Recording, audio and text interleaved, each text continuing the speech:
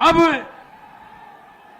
योगी योगी योगी योगी उत्तर प्रदेश के माननीय मुख्यमंत्री योगी आदित्यनाथ जी इस उत्तम प्रदेश बनाने वाले, इसे कानूनी व्यवस्था को इसे सुचारू रूप से चलाने वाले ऐसे हमारे लोकप्रिय मुख्यमंत्री हमारे बीच में आए हैं।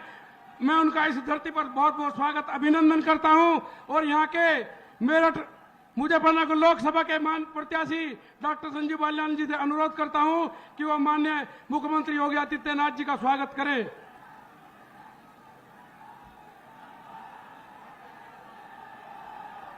साथ में सरदन के पूर्व विधायक आदरणीय संगीत सोम जी भी उनका स्वागत करें।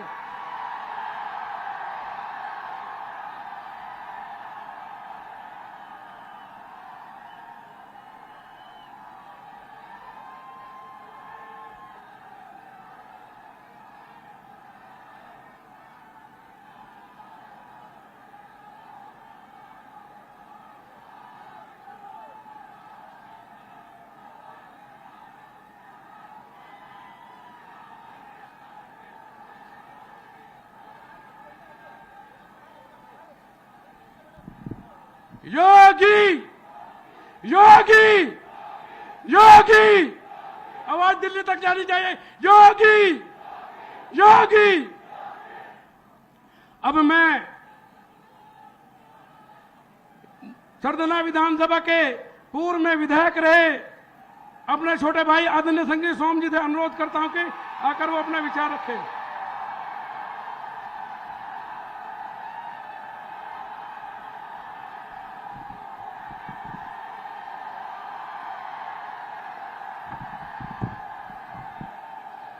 भारत माता की, जा दोनों हाथ उठा के लगाएंगे। भारत माता की, भारत माता की। आज चुनावी सभा में उपस्थित हमारे यशस्वी मुख्यमंत्री मान्यवर योगी आदित्यनाथ जी, मंच पर आसीन सभी भारतीय जनता पार्टी के नेतागण, मेरे सामने बैठे हुए मुजफ्फरनगर लोकसभा के सभी सम्मानित अलग अलग गांव से आए हुए अतिथिगण, मैं आप सबको दोनों हाथ जोड़कर राम राम करता हूं, प्रणाम करता हूं। आज राजधानी की धरती पर हमारे यशस्वी मुख्यमंत्री श्री योगी आदित्यनाथ जी आए। योगी आदित्यनाथ जी केवल यहां नहीं, पूरे हिंदुस्तान में जगह जगह घूमकर भारतीय जनता पार्टी को जिताने के लिए और यशस्वी प्रधानमंत्री मोदी जी को तीसरी बार प्रधानमंत्री बनाने के लिए दिन रात मेहनत किए हुए हैं। मैं आप लोगों से अपील करना चाहता हूं कि योगी जी यहां भी आए हैं। लंबा चौड़ा भाषण इसलिए नहीं दूंगा क्योंकि आज का मैं अपना समय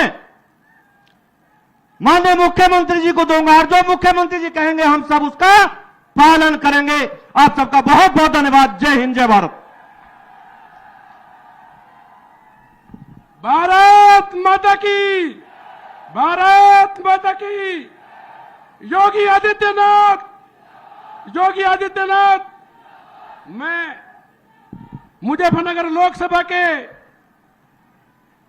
सांसद रहे और भारत सरकार में मंत्री आदरणीय डॉक्टर संजीव बालियान जी से अनुरोध करता हूं कि वो भी आकर के हम अपने विचार रखें। योगी योगी।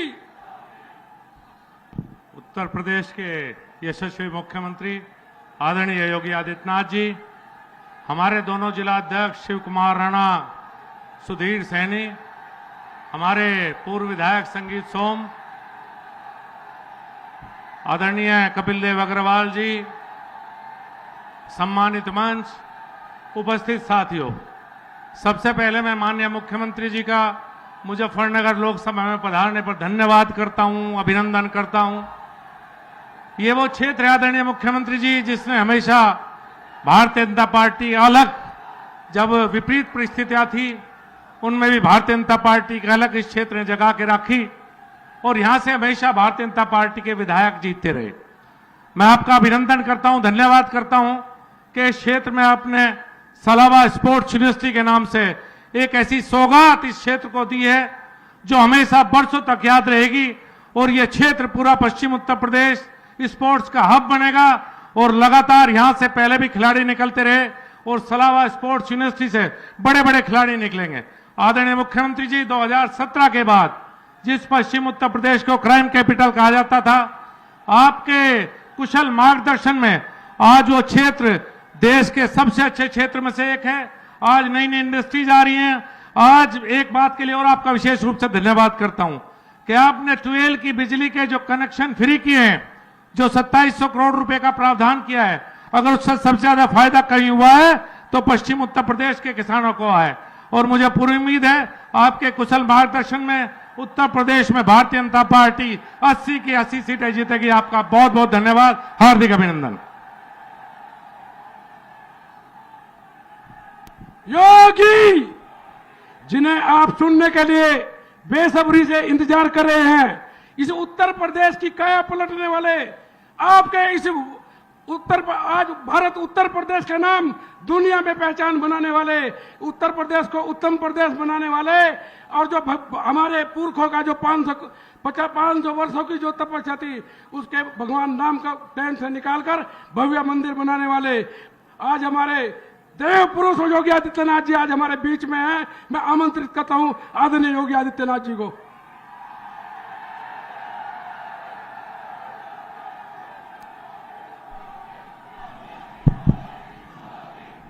भारत माता की, भारत माता की, भारत माता की, वंदे वंदे वंदे। भारतीय जनता पार्टी के क्षेत्रीय अध्यक्ष श्री सत्येंद्र सिसोदिया जी, लोकप्रिय सांसद और केंद्रीय मंत्री डॉक्टर संजीव बालियान जी, प्रदेश सरकार में मेरे सहयोगी मंत्रिमंडल के मेरे साथी श्री कपिल देव अग्रवाल जी, भारतीय जनता पार्टी के जिला के अध्यक्ष मेरठ शिव कुमार राणा जी, जिलाध्यक्ष मुजफ्फरनगर सुधीर सैनी जी, पूर्व विधायक संगीत सोम जी, पूर्व विधायक विक्रम सैनी जी, जिला प्रभारी मयंक गोयल जी, इंद्रपाल प्रजापति जी, सुखविंदर सोम जी, नीरज शर्मा जी, गौरव चौधरी जी, यशवीर चौधरी जी, हरपाल सैनी जी, चंद्रवीर चौधरी जी, सुनील भराला जी, लोकेश प्रजापति जी, विमल शर्मा जी और भारी संख्या में उपस्थित सरधना क्षेत्र से उपस्थित बहनों और भाइयों, वीरों की इस भूमि को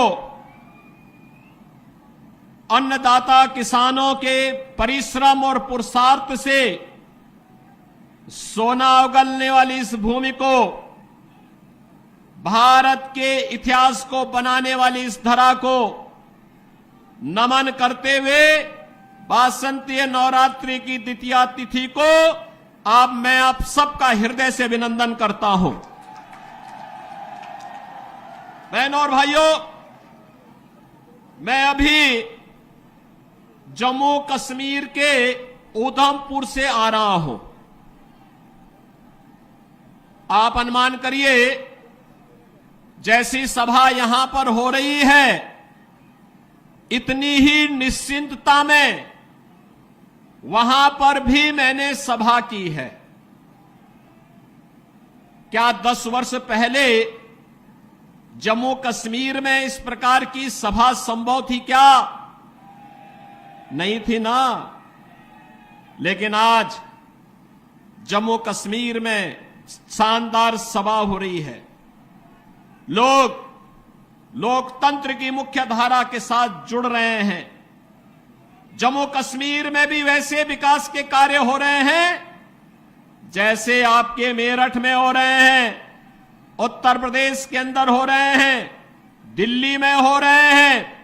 ऐसे ही विकास के कार्य वहां पर भी युद्ध स्तर पर आगे बढ़ रहे हैं। बहनों और भाइयों, यह जो परिवर्तन हम सबको देखने को मिल रहा है, कभी भारतीय जनसंघ के संस्थापक श्यामा प्रसाद मुखर्जी ने नारा दिया था कि एक देश में 2 प्रधान, 2 विधान और 2 निशान नहीं चलेंगे, नहीं चलेंगे। श्यामा प्रसाद मुखर्जी शहीद हुए थे इस दोहरी व्यवस्था के खिलाफ, और 70 वर्षों तक कांग्रेस और उसके सहयोगी दलों ने इस व्यवस्था को दफन करके इस व्यवस्था को बनाए रखा। आतंकवाद पनपता रहा, देश को डंक मारता रहा, निर्दोष लोग मरते रहे, देश का विकास बाधित होता रहा।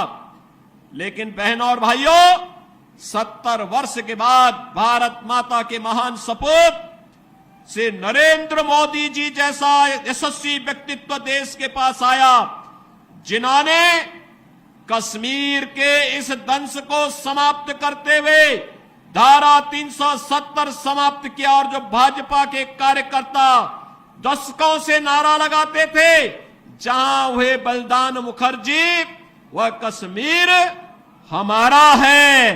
बहनों और भाइयों, आज उस कश्मीर को भारत का अभिन्न हिस्सा बना करके मोदी जी ने साबित कर दिया है कि हमारे लिए राष्ट्र धर्म ही सर्वोपरि है।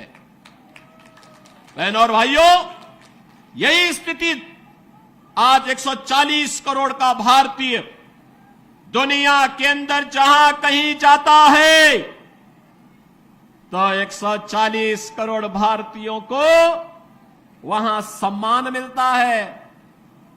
लोगों के मन में भारत के प्रति सम्मान का भाव पैदा हुआ है। ये भी मोदी जी के कारण। बहनों और भाइयों, सीमाएं सुरक्षित हुई हैं। आज आप देखते होंगे, अगर कहीं कोई सिलेंडर किसी दुर्घटना से फट जाए ना, तो पाकिस्तान सफाई देता है कि नहीं नहीं, हमारा कोई हाथ नहीं है इसमें, क्योंकि उसे मालूम है कि कहीं ऐसा ना हो कि कहीं किसी आतंकी गतिविधियों में लिप्त पाकिस्तान परस्त तत्व का हाथ हो और फिर एयर स्ट्राइक में देने के लेने पड़ जाए पाकिस्तान को। बहनों और भाइयों, ये सारे और पराक्रम भारत का जो देखने को मिल रहा है, ये मोदी जी के नेतृत्व में भारतीय जनता पार्टी सरकार के कारण। देश के अंदर इंफ्रास्ट्रक्चर का जो कार्य हुआ, highway, railway, metro, expressway, IIT, IIM, medical college, और मेरठ को तो कहना ही क्या है। 12 लेन का एक्सप्रेसवे के साथ मेरठ दिल्ली के साथ सीधे जुड़ चुका है। मेरठ के लोग अब दिल्ली में नहीं रहना चाहते, बल्कि दिल्ली के लोग अपने लिए रहने के लिए मेरठ में आवास बनाना चाहते हैं, सरधना में और मुजफ्फरनगर में रहना चाहते हैं। क्योंकि जो दूरी पहले 5 घंटे में तय होती थी, अब उस दूरी को मात्र 45 मिनट से 1 घंटे में तय कर देते हैं।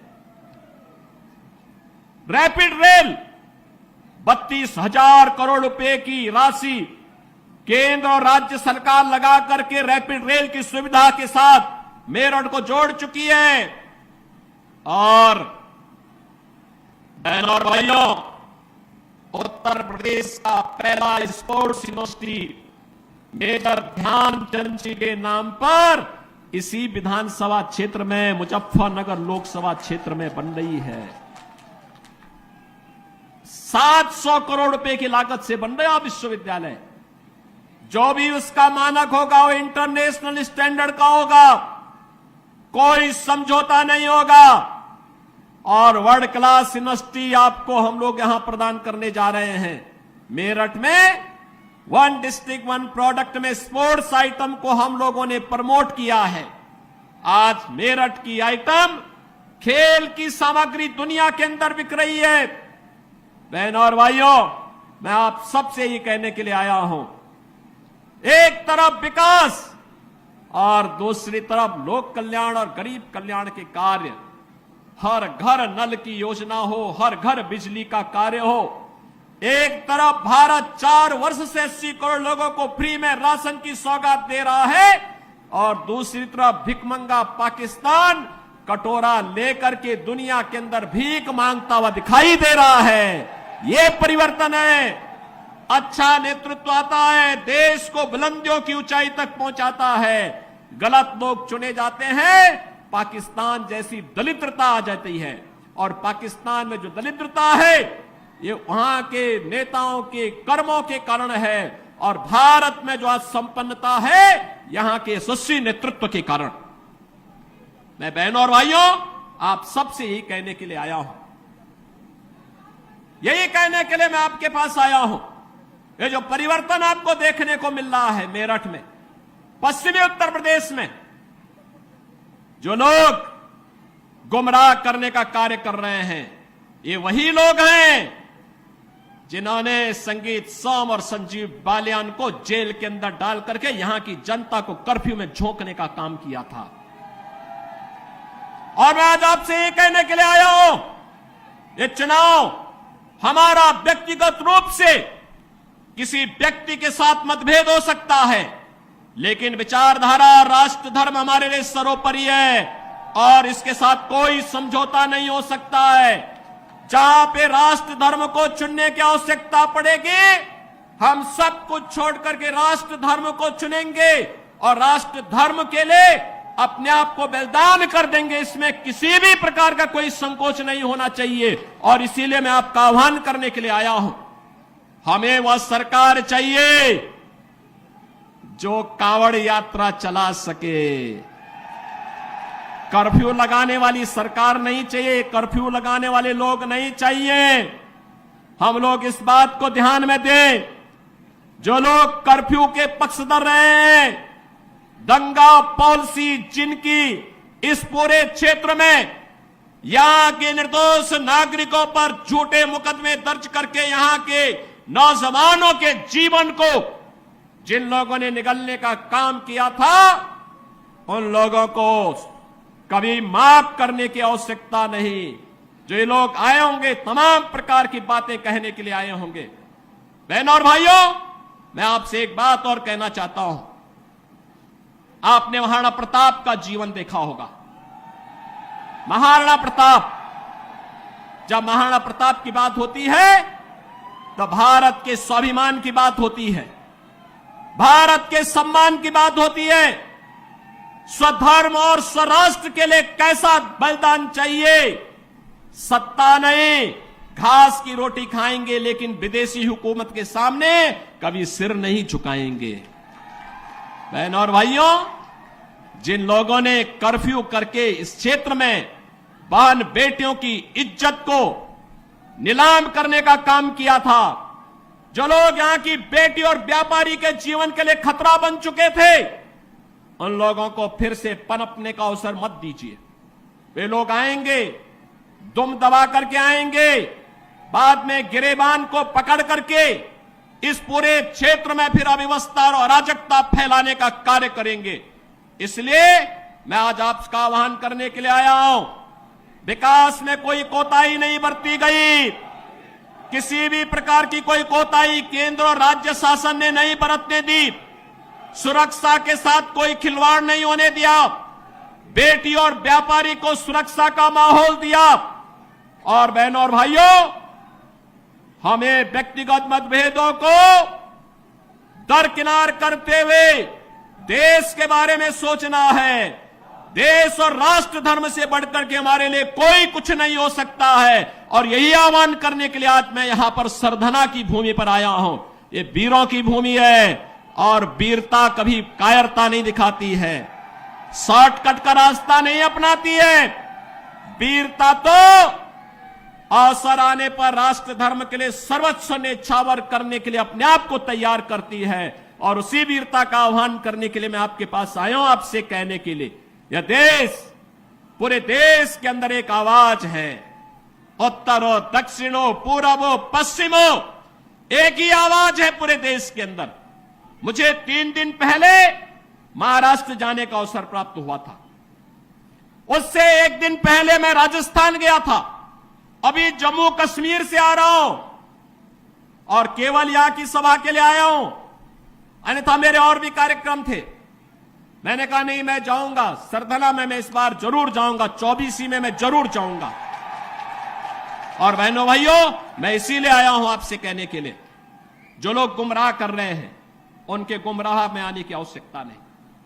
ये लोग कभी नहीं आएंगे। फिर जाति के सौदागर उपयोग करेंगे, बाद में सौदेबाजी करके गायब हो जाएंगे। हमें किसी भी ऐसे व्यक्ति के बहकावे में नहीं आना है जिससे हमारा राष्ट्र धर्म खतरे में आए। याद रखना, इस देश के राष्ट्र धर्म को हमेशा खतरा जब भी आया है, इन्हीं लोगों के कारण आया है जिन्होंने जातीयता के आधार पर समाज के सामाजिक ताने बाने को छिन्न भिन्न किया है, हमेशा छिन्न भिन्न किया है। और बहनों और भाइयों, मैं आपको इस बात के लिए आश्वस्त करता हूं कि कोई माए के लाल बाल बांका नहीं कर सकता है। सुरक्षा की इतनी पुख्ता व्यवस्था हमने की है यूपी के अंदर। आज आप देखते होंगे बड़े बड़े दुर्दांत माफिया और अपराधी किस कदर उनकी दुर्गति हो रही है। आप देख रहे होंगे, जिनके नाम से ही लोग कर्फ्यू जैसा माहौल होता था, आज उनकी दुर्गति क्या है हर व्यक्ति देख रहा है। इन माफिया और अपराधियों की स्थिति क्या है, आप रोज सोशल मीडिया के प्लेटफॉर्म को उठा करके देखते होंगे। एक दुर्दांत माफिया ऐसा भी था, बहनों और भाइयों, जब वह समाजवादी पार्टी की सरकार के समय चलता था तो मुख्यमंत्री हो या मुख्य न्यायाधीश, इन सब के काफिले रुक जाते थे और माफिया का काफिला निकलता था। और जब हमने कार्रवाई की उस माफिया के खिलाफ और उसको रगड़ करके कोर्ट के सामने प्रस्तुत किया तो उसकी पैंट गीली हो गई थी, उसकी पैंट गीली हो गई थी। और तब हमने कहा था, उस समय उसको हमने कहा था, कानून को रौंदने वाले, आज कानून कितना बड़ा होता है यह एहसास हो रहा है कि नहीं हो रहा है। और निर्दोष लोगों को मारोगे तो मिट्टी भी नहीं मिल पाएगी। और बहनों और भाइयों, इसीलिए मैं आया हूं आपसे कहने के लिए,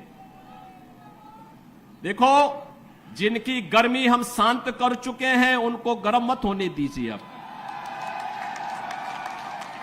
इस क्षेत्र को विकास की मुख्य धारा के साथ जुड़ने दो।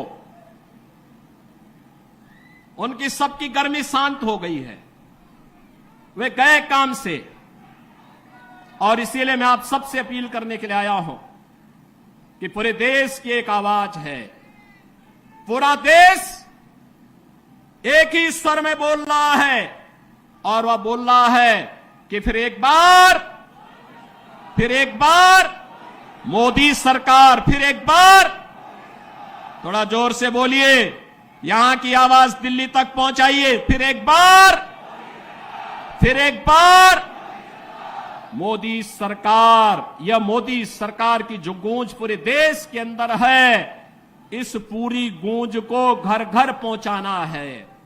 मोदी जी का प्रतिनिधि बन करके और स्वयं मेरा प्रतिनिधि बन करके आपको जाना होगा। सहमत हैं? सहमत हैं?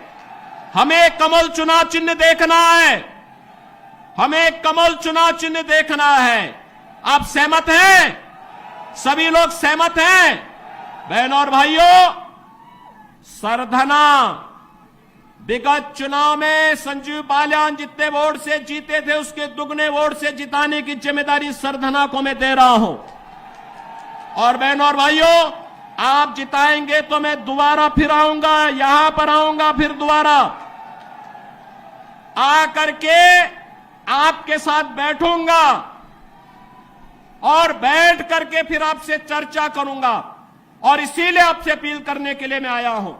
यह जिम्मेदारी आपकी है। मोदी जी को तीसरा कार्यकाल मिलना चाहिए, क्योंकि मोदी जी के नेतृत्व में हमारा भारत ग्लोबल पावर बनेगा, दुनिया की एक बड़ी ताकत बनेगा।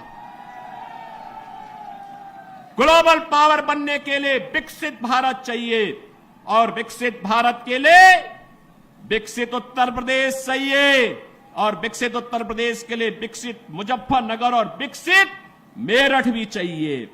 सहमत है ना? और विकसित मेरठ और मुजफ्फरनगर के लिए कमल चुनाव चिन्ह और भाजपा चाहिए। सहमत हैं? सभी लोग सहमत हैं?